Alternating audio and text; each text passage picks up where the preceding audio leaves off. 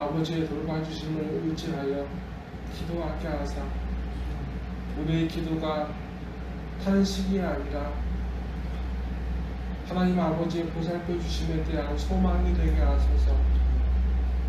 나사렛 예수 그리스도의 이름으로 간절히 기도드리옵나이다. 아멘. 말씀은 사도행전 9장 23절부터 25절까지입니다.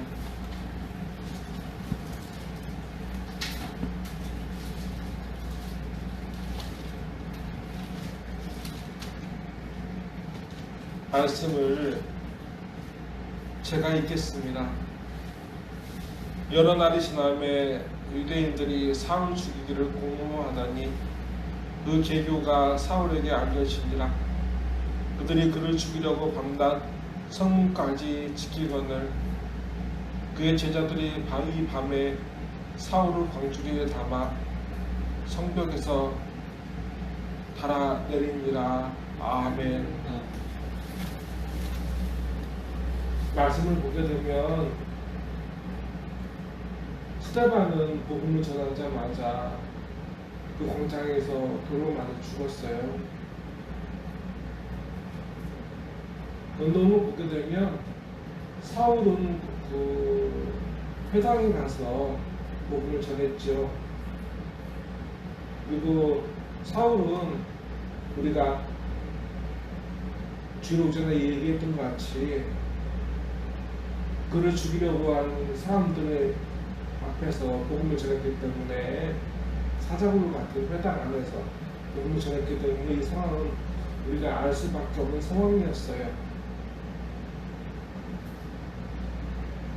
그런데 어찌 보게 되면 스데반에 비하면 이 사울의 행적, 도망가는 것이 부끄럽게 느껴질 수도 있어요. 스데반 순교했는데 사울은 살아서 살기 위해 도망간다는 것이 말이에요. 그런데 사울을 참 꼼꼼히 보게 되면, 사도행전을 꼼꼼히 보게 되면 이 사울이 자기가 살기 위해서 도망간 것이 아닌 걸 우리가 알 수 있어요. 사울은 이후에 바울로 이름을 바꾸고 그리고 전 세계는 아니었지만 지중해 지역에서 복음을 전하고, 그리고 어떻게 되냐면 여러 차례 복음을 전하고 그 다른 지역 교회의 성도들이, 예루살렘 교회의 성도들이 힘들고 얼핏이 난다는 소식을 듣고 헌금을 모아왔을 때 사도 바울이 그 헌금을 가지고 이제 그곳을 이제 예루살렘으로 가는 장면이 나옵니다. 근데 그때쯤에 그 후로 이제 여러 번 이제 선교 활동을 사울이 한 번뿐만 아니라 한 날뿐만 아니라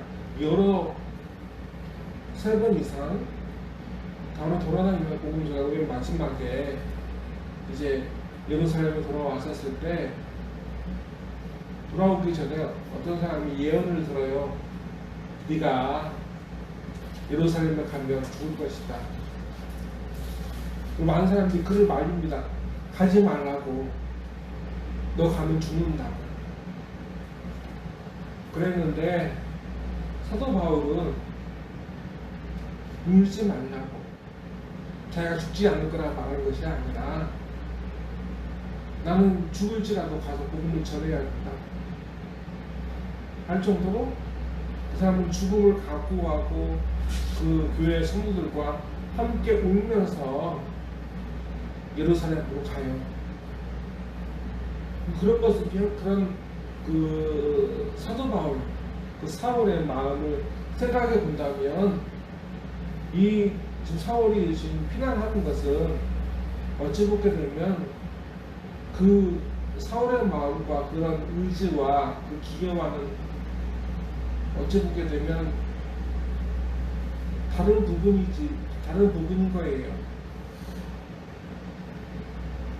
우리가 방금 전에 말씀드린 것을 이제 사울이 가졌던 원래의 마음이라 생각하고 이것을 바라보게 되면 이것은 뭐냐면 중요한 것을 가지고 있어요. 뭘 가지고 있는 거냐면 성경에서는 이 사울의 얘기를 성경에 기록하셨어요. 사울의 부끄러운 얘기를 기록하셨다고.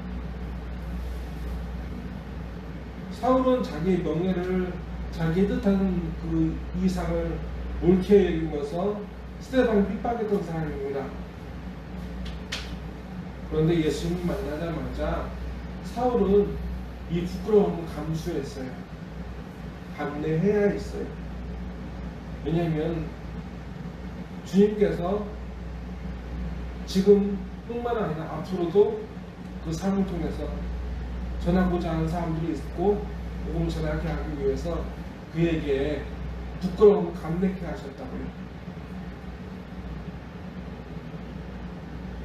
우리가 때로는 사람들한테 오해를 받을 수가 있어요. 우리의 선의가 있는데 그것을 몰라주는 사람이 있을 수 있어요. 세상에는 우리가 아무리 잘해도 그 사람한테 잘해도 우리를 미워하는 사람도 있을 수 있고 우리 좋아하지 않는 사람도 있을 수 있어요. 우리가 모든 사람들한테 인정받을 수는 다 없어요. 모든 사람들이 우리에게 더 가까워질 수도 없고요. 사울은 무엇을 원했냐면 자기의 부끄러움을 원하는 것이 아니라 이 사울에게 뭘 원했냐면 무엇이었냐면 선택이 무엇이었냐면 주님을 위해서 부끄러움도 감내하는 어려움도 감내하는 오해받을지라도 그것도 감내하는 사울이길 원했어요. 사울은 이후로도 참 어려운 일을 많이 겪었어요. 오해도 많이 겪었어요. 유대인들이 사울이 복음을 전하자마자 사울을 비방하기도 했고 그리고 어떻게 했냐면 사울을 고발을 해서 죄도 짓지도 않았는데 채찍을 맞기도 하고 40에 30에 하나 강한 매를 맞기도 했어요. 유대인들한테 그게 엄청난 행벌이었던 것이 뭐냐면 율법서를 보게 되면 40대를 때리지 못한 40대 이상 때리지 못하게 되어 있어요. 만약 죽을 수 있기 때문에. 그래서 유대인들은 그 사람이 죄를 짓지 않아도 죄를 지어도 39대밖에 때릴 수밖에 없어요. 왜냐면 아차해서 41대 때릴 수가 있으니까. 그럼 때린 사람이 죄인이 되는 거니까 39대를 때렸어요. 근데 그 매를 3번이나 맞았어요, 여러분. 때릴 때 손바닥으로 때렸겠어요? 채찍으로 때렸어요. 예수님께서는 맞았던 채찍은 뭐냐면 가죽으로 되어 있고 그 끝에 뼈나 그 납을 녹여가지고 이렇게 살을 패일 수 있을 정도로 그런 가시를 만들어서 사람을 두들겨 팼어요. 그 매를 아무런 죄를 짓지도 않았는데 때린 사람도 죄를 모르는데 고발한 사람도 죄를 모르는데 그 매를 3번이나 맞았어요. 39번에도 곱하기 3을 하게 되면 엄청나죠. 그죠? 117대가요? 네. 그렇게 맞았어요. 그리고 그는 항상 질병을 겪어야 했어요. 근데 질병이 있다 그러고 어떤 사람은 등이 굽었다고 말하기도 하고 그리고 굶기도 많이 굶고요. 그러니까 타고 가던 배가 물속에 2번인가 3번 정도 이게 침몰해가지고 피해자가 되기도 했어요. 그런데 사도 바울은 불평하지 않았어요. 사울은 불평하지 않았다고요. 왜냐하면 주님께서 원하시는 삶을 살기 위해서 이것도 겪게 하시는, 왜 변화 무슨 나무 같은 것도 물도 주지만 뜨거운 햇볕도 겪어야 결실을 맺을 수 있는 거예요. 하나님은, 예수님은 사울에게 그 환난을 주었고 사울은 그것을 감당해야 할 것을 감당을 했어요. 그렇게 하나님께서는, 예수님께서는 사울을 자기의 종으로 이게 만들어 나가셨던 거예요. 부끄러움도 감당하고 억울함도 감당하게 하시고 육신의 고통도 감당하게 하시고, 그 좀 어리숙해 보이지만 멍청해 보이지만 그게 이 세상에 있는 모든 학문을 유대인 중에서 공부해서 더 이상 공부할 게 없다고 하고 사람들이 추앙받는 사울이 예수님을 믿고 예수님의 종이 되는 길이 유일한 길이었어요. 자기의 지식, 자기의 명예, 자기의 모든 자존감, 그 모든 것은 다 내려놓고 오직 주님께서 이끄시는 삶을 살겠다고 결단하는 것이 사울이었다고요. 그러면 우리가 이 시간에 우리를 되돌아봐야겠죠. 나는 어떤 사람인가? 사울은 자기의 수치심도 자기의 그 어떤 것도 다 내려놓고 주님께서 기뻐하시는 사람이 되기 위해서 그 모든 것을 감내했어요. 근데 나는 감내하는 것이 무엇인가 생각해보면 우리 가운데 감내하는 게 없어 보이지 않아요? 더위를 참는 것도 힘든데 사울도 바울처럼 120개 세대를 가만배를 일평생 동안 맞고, 그리고 이유 없이 맞고 감옥에 갇히고 굶기도 하고 타고 가는 배가 침몰되고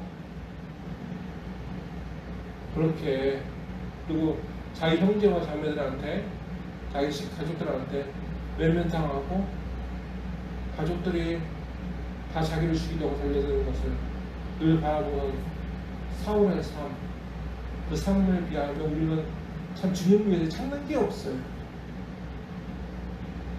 주님은 우리에게 인내를 요구해요. 우리에게 인내를 절제를 요구하신다고요. 날 위한 삶이 아니라 주님을 위해 참는 삶, 내려놓는 삶, 그 삶을 통해서 주님께서 영광 받으시는 삶, 그 삶을 살겠노라고 결단하는 그 삶을 우리에게 요구하신다고요. 다 같이 기도하시겠습니다. 하나님 아버지, 늘 함께 하시고 동행하여 주시는데 감사합니다. 사도 바울은 이 사울을 참 많이 내려놓고 참 많이 용서하고 참 많은 오해와 그리고 외면과 사랑의 위기 속에서도 주님께서 받으실 만한 그릇이 되기 위해서, 수많은 그릇이 되기 위해서 많은 것을 인내하고 견뎠습니다. 하나님 아버지, 우리는 이 더위가 힘들다고, 혹은 다소의 물질이 어려움이 힘들다고, 혹은 건강 문제나 마음의 괴로움이 힘들다고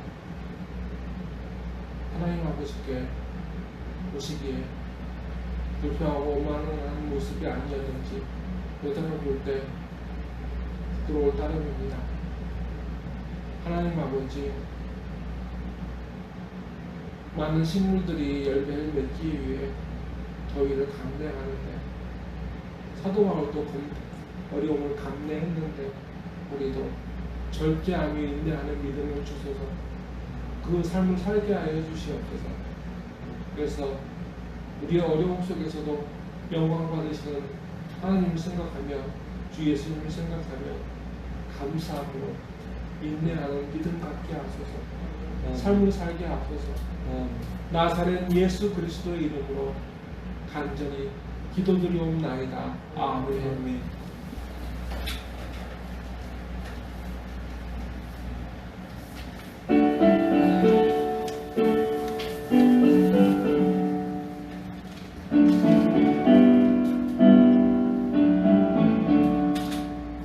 예수를 나의 구주 삼고 성령과 피로써 거듭나니 이 세상에서 내 영혼이 하늘의 영광 누리도다.